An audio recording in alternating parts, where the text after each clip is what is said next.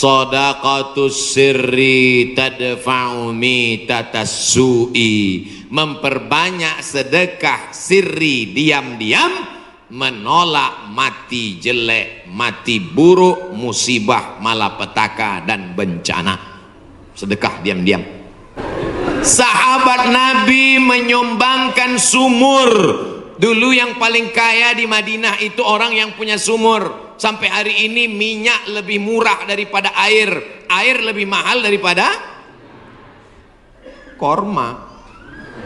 Sumur, nama sumurnya Bayraha, letaknya di depan Masjid Nabawi. Yang punya sumur dan kebun korma itu namanya Abu Talha. Ada disebut dalam hadis. Itu menunjukkan menyebut nama karena menyumbang hukumnya boleh, karena hadis Nabi menyebut yang nyumbang namanya Abu Talha. Sampai hari ini di Madinah ada sumur yang diwakafkan oleh Utsman bin Affan, namanya Bi'ru Raumah. Artinya Utsman disebarkan informasinya, dia nyumbang. Turun ayat, in tuqridullaha qardan hasanan yudha'if lahu ad'afan katsirah. Kalau mau beri pinjaman kepada Allah, maka Allah akan berikan balasan berlipat ganda. Datang Abu Dihdah, apakah Allah perlu pinjaman? Allah tidak perlu pinjaman. Tapi kalau kau tolong agama Allah, Allah akan membantu menolong engkau. Maka dia berikan sumbangan 600 batang pohon kurma. Satu kurma ajwah Madinah 1 kilo 50 rial. Tapi karena kita udah lama kenal, 40 aja ambil lah. 250.000 Pak 1 kilo. Semuanya ada 600 batang. Berapa miliar itu? Hitung sendiri nanti di rumah hitung. Ada 600 batang. 1 kilonya korma ajwah 50 rial. Kualitas bagus dari Madinah asli. Man tasabbaha, siapa yang pada waktu paginya makan 7 butir korma ajwah, maka dia tidak diganggu setan, tidak bisa kena sihir santet, dan tidak kena racun. Makan 7 butir pagi, nah itu 1 hari. Siapa yang nggak percaya hadis ini, besok pagi makan 7 butir, habis itu cari dukun santet. Aku udah makan, santet.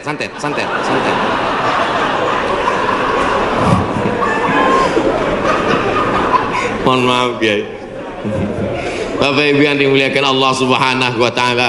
Makanya kita kalau mau tolak bala, menolak musibah, di kampung saya ada namanya istilah sedekah tolak bala. Di tempat Bapak Ibu ada? Ada. Oh ternyata sama.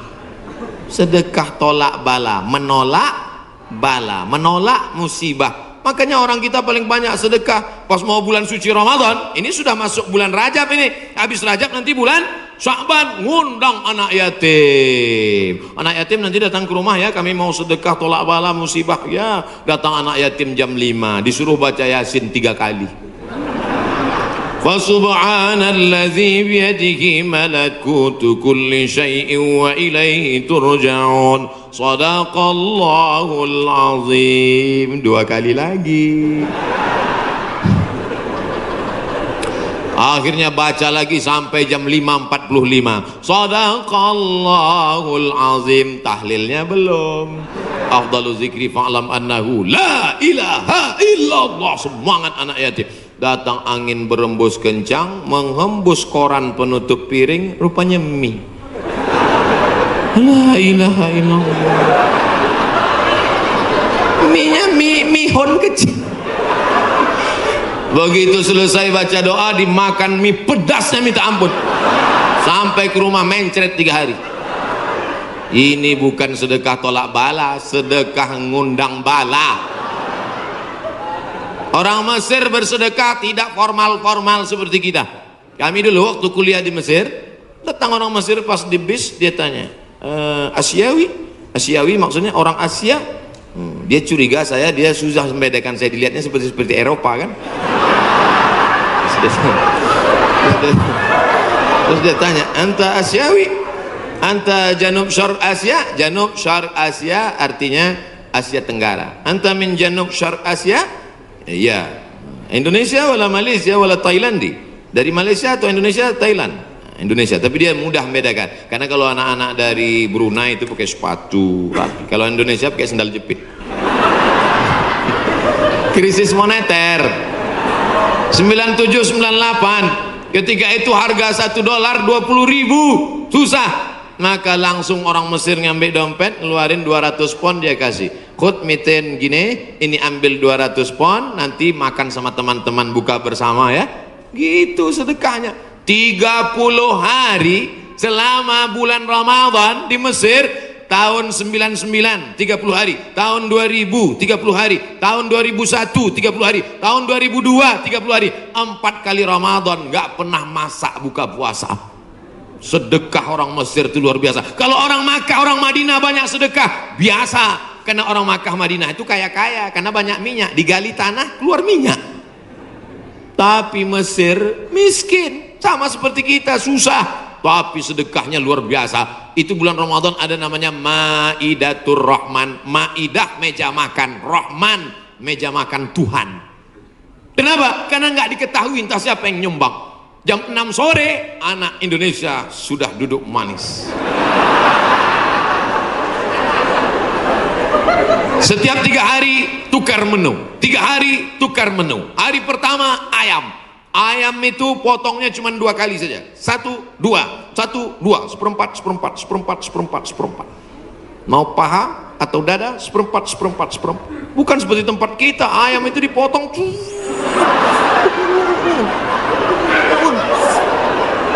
Hancur. Cabainya 2 kilo. Mana? Hari kedua daging. Hari kedua daging, itu dagingnya besar-besar. Kalau ibu masih ingat, sebesar sabun telepon, Bu. Tahu sabun telepon? Sabun gambar telepon dulu, besar. Potong-potong besar. Bukan seperti tempat kita diiris tipis. Hari ketiga ikan. Ikan-ikan besar, ikan bolti namanya. Ikan besar. Pokoknya tiap hari. Begitulah hebatnya sedekah-sedekah mereka.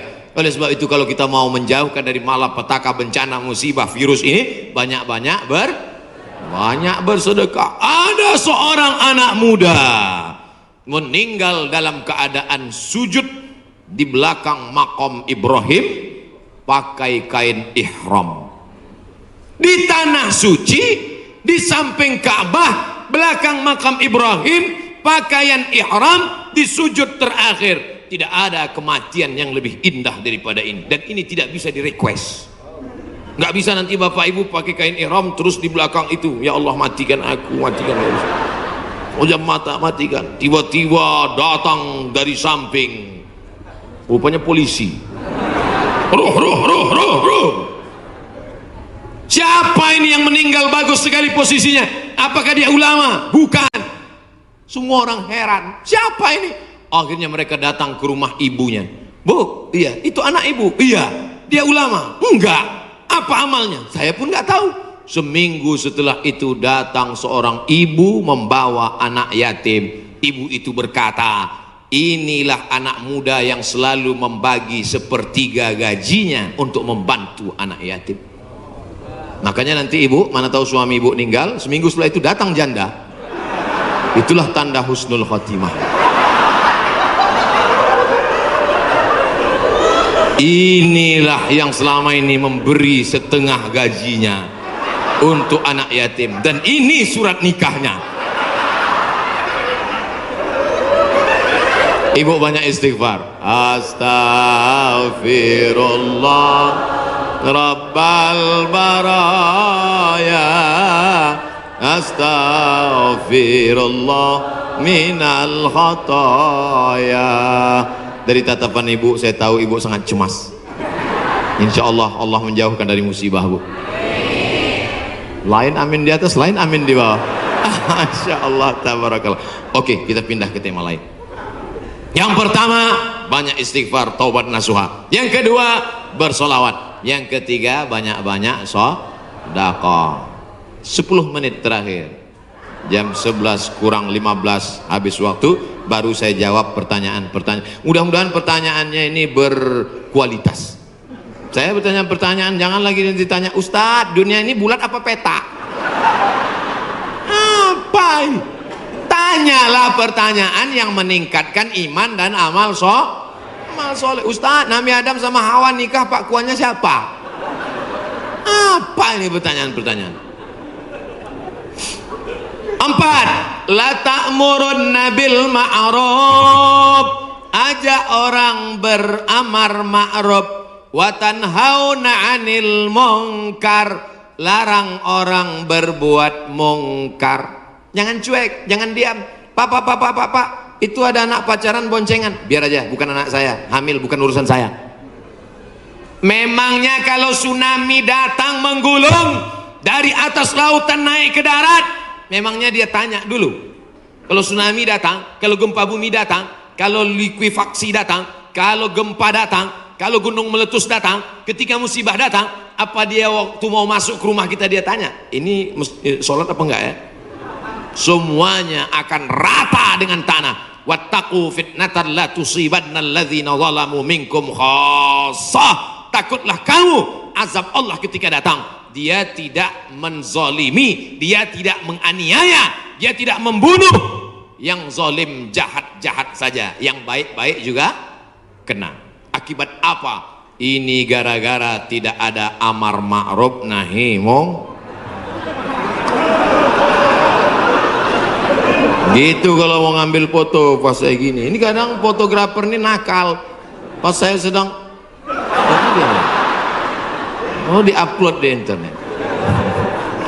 La ta'murunna bil ma'ruf, ajak orang berbuat baik. Ayo ke masjid, ayo baca Quran, ayo berzikir, ayo bersolawat. Wala tanhauna 'anil munkar, jangan pacaran, jangan berbuat zina, jangan minum khamar, jangan buat judi, jangan riba, jangan namimah. La yusikanna ayyab'atsallahu 'alaikum iqawan. Kalau kamu tidak melakukan amar ma'ruf nahi mungkar, aku khawatir, kata Rasulullah, akan diturunkan hukuman, diturunkan bala bencana, diturunkan musibah. Ketika musibah sudah datang, summa tad'unahu, kamu berdoa beramai-ramai, fala yustajabu lakum, doa kamu tidak dikabulkan. Oleh sebab itu maka tidak ada cara lain kecuali terus melaksanakan amar ma'ruf nahi. Termasuklah pengajian ini cara yang dilakukan oleh Dewan Kemakmuran Masjid Al-Hasan Bumi Panyawangan untuk amar ma'ruf nahi mungkar. Jelas? Alhamdulillah saya selama ini ceramah saya jelas. Kalau ada yang bilang ceramah Ustaz Somad nggak jelas, dua kemungkinan: telinganya budek atau sound systemnya rusak. Tapi Masjid Al-Hasan nih sound sistemnya dari tadi itu yang buat saya semangat. Bapak. Ada kadang sound system itu kita ceramah nggak jelas suaranya. Pakai echo, yang pakai echo itu nyanyi dangdut, bukan ceramah.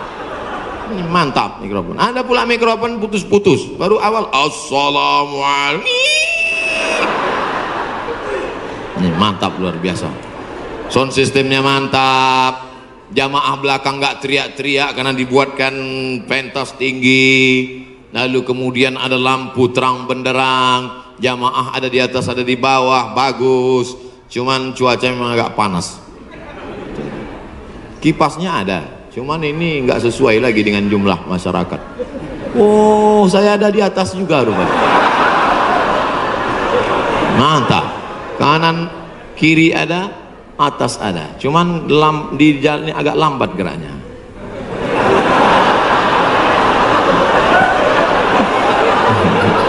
Bapak Ibu yang dimuliakan Allah Subhanahu wa taala, ada himbauan dari Majelis Ulama Indonesia untuk mencegah virus corona supaya kita banyak-banyak berwudu dan baca kunut.